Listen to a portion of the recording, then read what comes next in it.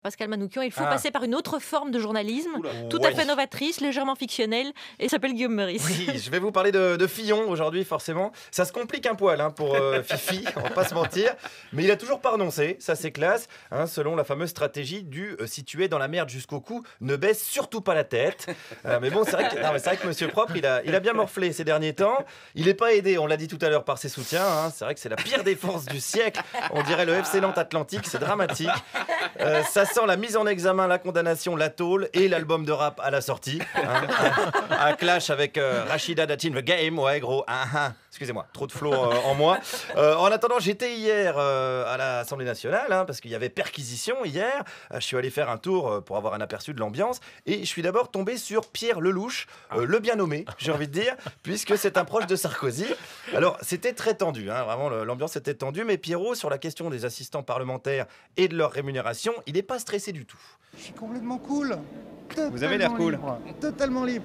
Donc, je vous dis, je pense aussi à l'intérêt de cette maison. Il faut que les parlementaires puissent s'organiser librement. Je ne voudrais pas, si je suis réélu, on ne sait jamais, qu'on m'impose des assistants fonctionnaires, parce que je ne veux pas ça. Mais donnez-nous les moyens de bosser. Aux États-Unis, mes collègues américains, ils en ont 18. Vous m'entendez ? 18 assistants. Et ben voilà, 18 assistants, c'est bien. Même 40, pourquoi pas 200. On s'en fout, c'est de l'argent public. On en a rien à foutre. On est complètement cool. Bien joué Pierrot. Alors, c'est pas le seul député de droite que j'ai croisé, puisqu'il y avait également Philippe Gosselin, qui lui, alors, est très choqué par la perquisition. Ça choque beaucoup de gens de voir dans l'enceinte de l'Assemblée, évidemment, des enquêteurs aujourd'hui. Ça choque beaucoup de parlementaires. Oui, bien sûr, et de droite comme de gauche d'ailleurs. Mais sinon, les gens de la rue, le peuple de France, peut-être que ça le choque moins. Mais parce que le peuple de France n'est pas constitutionnaliste, n'est pas juriste, et c'est normal, le peuple britannique ne le serait pas plus, et les Belges ne le seraient pas plus. Attends, bien évidemment, le problème c'est que le peuple est con. Et Philippe, il a une vision internationaliste du peuple. Con de tout pays, unissez-vous, on a envie de dire. Un bon rassemblement de cons qui évidemment voudrait que les députés soient des justiciables comme les autres, mais Philippe évidemment il n'est pas d'accord. Tant mieux qu'il ne soit pas totalement injusticiable comme les autres, parce que quand nous sommes dans l'enceinte de l'hémicycle, on doit pouvoir s'exprimer librement. C'est pour ça qu'il y a quelques immunités. Donc c'est pas une sorte de chat perché, on a l'impression. Pas du tout, mais vous voulez qu'on maintienne... Enfin attendez, on va tomber dans un populisme mais vraiment éhonté. Populisme éhonté comme dit Philippe. Alors c'est pratique, le mot populiste, tu veux que les députés soient davantage transparents, populiste. Tu veux qu'ils arrêtent de se goinfrer, populiste. Tu veux que les assistés soient moins payés. Non, il y a un piège. Si c'est un gamin d'un député populiste, si c'est un mec au RSA, pragmatique. C'était pas facile. Bon, après, Philippe, il est quand même un petit peu résigné. La présidence de l'Assemblée a donné son accord pour qu'il y ait une perquisition. Le commentaire est devenu superflu. Oui, c'est pas du tout anticonstitutionnel du coup. C'est pas parce qu'on donne son accord que pour autant le droit est respecté. Les flics ne respecteraient donc pas la loi. Alors là encore, faisons la part des choses. Quand ils tirent au flashball dans l'œil d'un gosse, légitime défense, ok, on respecte la loi. Mais quand ils vont fouiller dans les petites culottes de Pénélope pour trouver son badge, là, mesdames et messieurs, c'est la République qu'on assassine.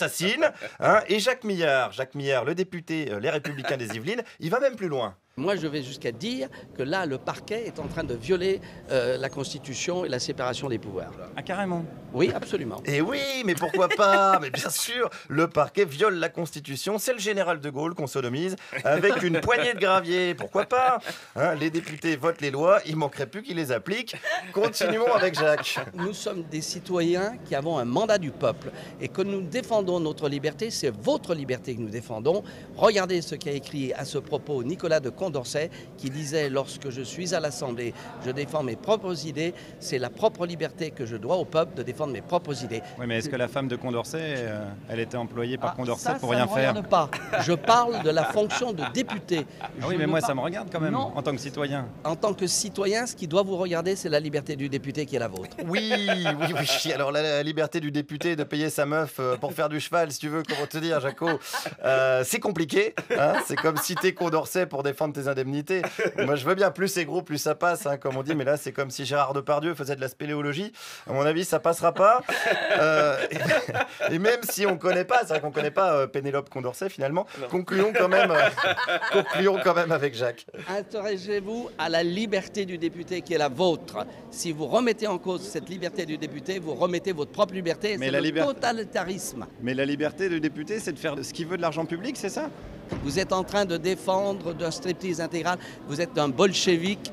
Voilà ce que vous êtes. Un bolchevique qui défend le striptease intégral, et ben ça me va plutôt pas mal comme définition.